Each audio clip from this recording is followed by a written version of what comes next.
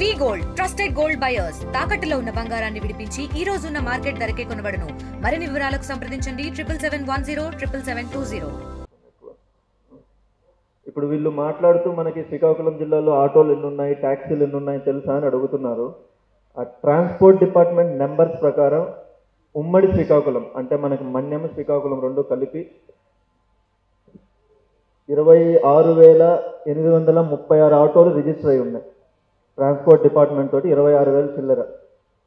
ఇవి కాకుండా మిగిలిన ట్యాక్సీలు, క్యాబ్స్ అన్నీ కలిపి ఇంకొక 5,000 వేసుకుంటే మొత్తం 31,000 ఉన్నాయి.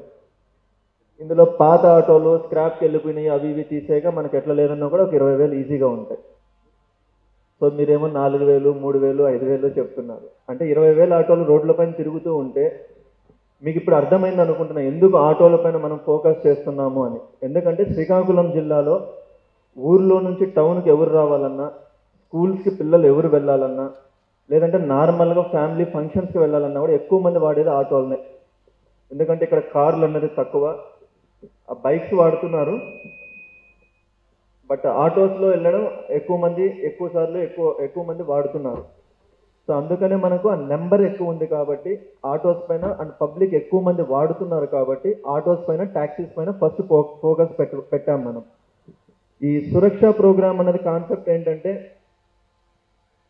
అది మన కుటుంబం అంటే మీ కుటుంబం కావచ్చు, మీ కుటుంబం మీ ఆటోలోనే కాదు ఇంకొక ఆటోలో కూడా వెళ్ళొచ్చు వేరే ఊరికి వెళ్ళినప్పుడు కూడా, లేదా జనరల్ పబ్లిక్ కుటుంబాలు కావచ్చు, పోలీస్ కుటుంబం కావచ్చు, ఎవరిదైనా కావచ్చు. వెళ్తూ ఉన్నప్పుడు వాళ్ళకి ఏదో ఒక ఇన్సిడెంట్ జరగచ్చు. ఫర్ ఎగ్జాంపుల్ ఒక ఆటో వెళ్తుంది, ఒక యాక్సిడెంట్ జరిగింది. నాకు తెలిసి ఒక 2 నెలల ముందు అనుకుంటా ఒక ఆటోకి యాక్సిడెంట్ జరిగితే ఆటో ఏదో కనుక్కోవడానికి కూడా మాకు 2 రోజులు పట్టింది. ఎందుకంటే దానిపైన ఏం డీటెయిల్స్ ఏం లేవు. ఆ డ్రైవర్ చనిపోయారు, సో ఆ డ్రైవర్ ఎక్కడ వాడో తెలియదు. అందులో ఉన్న పబ్లిక్ ఏమో మాకు తెలియదు సార్, అతను మామూలుగా తీసుకొని వచ్చాము అని చెప్తున్నారు. అతను ఎవరో ట్రేస్ చేయడానికి వాళ్ళ ఫ్యామిలీకి చెప్పడం కోసం, ఫలానా వ్యక్తి చనిపోయారని చెప్పడం కోసం మాకు 2 రోజులు పట్టింది. అదే మనకి ఇలాంటి స్కానర్ అనేది ఒకటి ఉంటే ఆటోమేటిక్గా అందులో డీటెయిల్స్ ఉంటాయి కాబట్టి ఆ స్కానర్ ఉంటుంది కాబట్టి స్కాన్ చేసినప్పుడు ఇతను ఫలానా వ్యక్తి ఫలానా చోటు నుంచి వచ్చారు, ఇతను ఫోన్ నెంబర్ ఇది, ఇతను ఫ్యామిలీ డీటెయిల్స్ ఇదని మనకి తెలుస్తాయి కాబట్టి అది ఇన్ఫార్మ్ చేయడం అనేది ఈజీ అవుతుంది. ఎంతసేపు ఆటో వాళ్ళు తప్పు చేస్తారు కాబట్టి మేము ఇది పెట్టాము అన్న ఇంటెన్షన్తో కాకుండా, ఆలోచన కాకుండా ఇది మీకు ఉపయోగపడుతుంది, పక్కన పబ్లిక్కి ఉపయోగపడుతుంది, అందరికీ ఉపయోగపడుతుంది కాబట్టి దయచేసి దీనికి మీరు సపోర్ట్ చేయాలని చెప్పి ఆ పోలీస్ సైడ్ నుంచి మీకు రిక్వెస్ట్ చేయడం అనేది జరుగుతుంది. దీని ముఖ్య ఉద్దేశం ఏంటంటే, ఒకటి ఈ యాక్సిడెంట్స్ జరిగినప్పుడు కావచ్చు, లేదా మహిళా భద్రత ఏదైతే మనకు గవర్నమెంట్ ప్రయారిటీ ఉందో దానికి సంబంధించి కావచ్చు, లేదంటే కాలేజీకి వెళ్తున్న పిల్లల సంబంధించి కావచ్చు, నార్మల్ మనకి ట్రాఫిక్ కంట్రోల్కి రెగ్యులర్ పోలీసింగ్ ఏవైతే ఉంటే దానికి సంబంధించి ఇది ఇవ్వడం అనేది జరుగుతుంది. ఎవరైనా సరే దాన్ని స్కాన్ చేస్తే అందులో డీటెయిల్స్ వస్తాయి, అంతకుమించి ఇంకేం లేదు. ఆ డీటెయిల్స్, ఆ లొకేషన్ మనకు వస్తుంది కాబట్టి అందులో వెళ్తున్న వాళ్ళు ఎక్కడున్నారు, సేఫ్గా ఉన్నారా లేదన్న విషయం మనకి తెలుస్తుంది. అండ్ మీకు అందరికీ తెలిసి ఉంటుంది, రీసెంట్గా మనకి గవర్నమెంట్ ఒక మార్చి 8వ తారీఖున శక్తి అని ఒక యాప్ తీసుకొని వచ్చింది. అది ఒక మహిళా భద్రతకి సంబంధించి, అందులో వాళ్ళకి ఏదైనా ఇష్యూస్ ఉన్నా చెప్పచ్చు. సో ఈ సురక్ష ప్రోగ్రామ్ను కూడా దాంట్లో ఇంటిగ్రేట్ చేయడం అనేది జరుగుతుంది. అంటే మన ఆటోస్ కానీ ట్యాక్సీస్ కానీ ఏదైనా వాడినప్పుడు ఆ వెహికల్ డీటెయిల్స్ అన్నీ ఆ యాప్లో కూడా వాళ్ళు షేర్ చేసుకోవచ్చు. ఆ ఇంటిగ్రేషన్ కూడా జరుగుతుంది మనకి. బట్ మనకు కావాల్సింది ఏంటంటే మీ సైడ్ నుంచి సపోర్ట్ కావాలి. ట్రాఫిక్ ఇష్యూస్ ఉంది, ఒక ఆటో వాళ్ళే కాదు, కారు వాళ్ళు ప్రాబ్లం చేస్తున్నారు, బైక్ వాళ్ళు ప్రాబ్లం చేస్తున్నారు, ఈవెన్ పోలీస్ వాళ్ళు ప్రాబ్లం చేస్తున్నారు. సో అని చెప్తున్నారు, అది ఒప్పుకుంటున్నాను. ఒక ఆటో వల్లనే కాదు, జనరల్గా శ్రీకాకుళంలో చూసినప్పుడు ట్రాఫిక్ సెన్స్ అనేది మనకు తక్కువ ఉంది, అండ్ ట్రాఫిక్ ప్రాబ్లం అనేది ఎక్కువ ఉంది. అంటే మనకున్న రోడ్స్ చిన్నవి, మనకున్న ట్రాఫిక్ రూల్స్ మనకు వాటిపైన అవగాహన తక్కువ, కాకపోతే వాటిని వైలేషన్ చేయడంలో మాత్రం ముందు ఉంటున్నాం. సో వాళ్ళు తప్పు చేస్తున్నారు, వీళ్ళు తప్పు చేస్తున్నారని కాకుండా ముందు మనకు మనం తప్పు చేయకుండా ఉంటే చాలా బాగా ఉంటుంది. అది ఎవరికి వాళ్ళు సొంతంగా తీసుకోవాల్సిన నిర్ణయం. ప్రతిసారి పోలీసు వచ్చి చేస్తారని కాదు, లేదా చెయ్యరని కాదు. ఇప్పుడు ఎలాగో ఇంతమంది ఉన్నారు కాబట్టి మీ ద్వారా అందరికీ నా రిక్వెస్ట్ ఏంటంటే, ఈ ట్రాఫిక్ మనకు ఎస్పెషల్లీ శ్రీకాకుళం టౌన్ కావచ్చు, ఆమ్దాల వలస, నర్సన్నపేట, కాశీబుగ్గ, టెక్కలి, ఈ టౌన్స్లో ఏంటంటే రోడ్స్ చాలా చిన్నవి.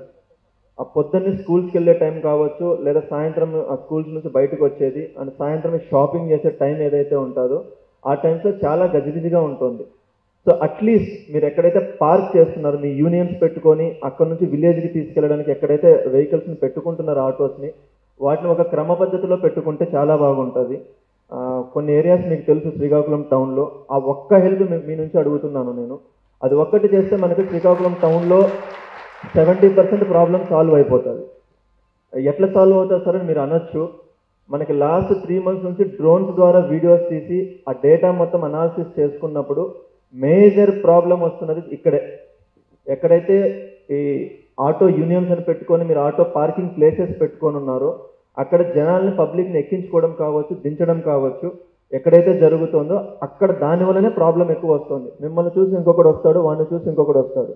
అతను ఆటో డ్రైవర్ అవ్వచ్చు, బైక్ అవ్వచ్చు, కార్ అవ్వచ్చు, ఇంకొకటి అవ్వచ్చు, ఎవరైనా కూడా. సో దయచేసి మీ యూనియన్లో మీరు మాట్లాడుకొని ఆ ఒక్కటి చేసి పెట్టారంటే మాత్రం మనకు 60-70% ప్రాబ్లం శ్రీకాకుళం డిస్ట్రిక్ట్లో సాల్వ్ అయిపోతుంది. సో అది ఒకటి చూసుకోండి. తర్వాత ట్రాన్స్పోర్ట్ డిపార్ట్మెంట్తో మాట్లాడి మీకు ఎవరికైనా లైసెన్సెస్ లేకపోయినా, డాక్యుమెంటేషన్ ఏదైనా లేకపోయినా కూడా ఒక డ్రైవ్ లాగా పెట్టిస్తాము, అటు free of cost. Basic registration fee తప్ప మీకు వేరే ఏమి ఉండదు. సో దయచేసి మీకు ఎవరికెవరికైతే లేవు మీ యూనియన్స్ ద్వారా లిస్ట్ తీసుకొని మీరు డిఎస్పీ గారికి కానీ నాకు కానీ అప్రోచ్ అవ్వచ్చు. అది ఒక డ్రైవ్ లాగా పెట్టి, ఎందుకంటే చాలా మంది దగ్గర మాట్లాడినప్పుడు వాళ్ళు చెప్తున్నది ఏంటంటే మాకు డ్రైవింగ్ స్లాట్ దొరకట్లేదు, మాకు ఇప్పుడు చేసుకుంటే ఎప్పుడో వస్తుంది, 4 నెలల తర్వాత వస్తుంది, అప్పటి వరకు మేము ఫైన్లు కట్టుకుంటూ ఉండాలా, లేదంటే మా డాక్యుమెంట్ ఇది మిస్ అయిపోయింది, డూప్లికేట్ రావట్లేదు, ఒరిజినల్ పోయింది, మా దగ్గర జిరాక్స్ మాత్రమే ఉంది. ఇలాంటి ప్రాబ్లమ్స్ ఎక్కువ మంది చెబుతున్నారు. అట్లా జెన్యూన్గా నిజంగా ఎవరైతే అవి తీసుకోవాలనుకుంటున్నారో వాళ్ళకందరికీ ఫ్రీగా చేపిస్తాము. కాకపోతే మాకు ఎంతమందికి అట్లా లేదు ఏమన్నా క్లారిటీ మాకు లేదు. కాబట్టి మీరు దయచేసి మీ యూనియన్ ద్వారానో లేదా మీరు డైరెక్ట్గా అయినా సరే ఆ లిస్ట్ మొత్తం పట్టుకొని మనకు వస్తే ఆ డిపార్ట్మెంట్ తోటి మాట్లాడేసి మనకు ఒక డ్రైవ్ లాగా పెట్టిస్తారు అది. సో దయచేసి అది కూడా ఒకసారి చూసుకోండి. ఇండియా పాకిస్తాన్ తాజా అప్డేట్స్ కోసం డౌన్లోడ్ చేసుకోండి RTV లైవ్ యాప్.